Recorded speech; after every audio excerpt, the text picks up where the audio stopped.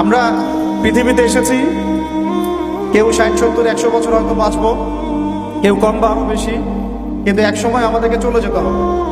এই যে রুহের জগৎ, দুনিয়ার জগৎ, কবর, হাসর, মিজান, মুলসিরাত, জান্নাত, জাহান্নাম, এই যে পুরো সিলসিলা, এর মধ্যে সবচেয়ে ইম্পর্টেন্ট জায়গা কোনটা আপনারা বলেন? কর্মক্ষেত্র হচ্ছে দুনিয়া, এবং পরীক্ষার জায়গা কোনটা বলেন?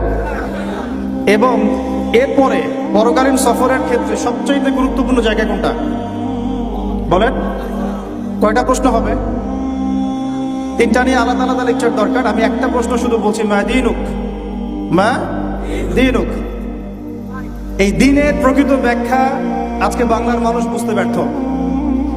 এই দিনের প্রকৃত ব্যাখ্যা আজকে আমাদের সবার আগে বুঝতে হবে, তারপরে আমরা এই আলোচনায় যাব যে দিন আমরা কায়েম করব কিভাবে।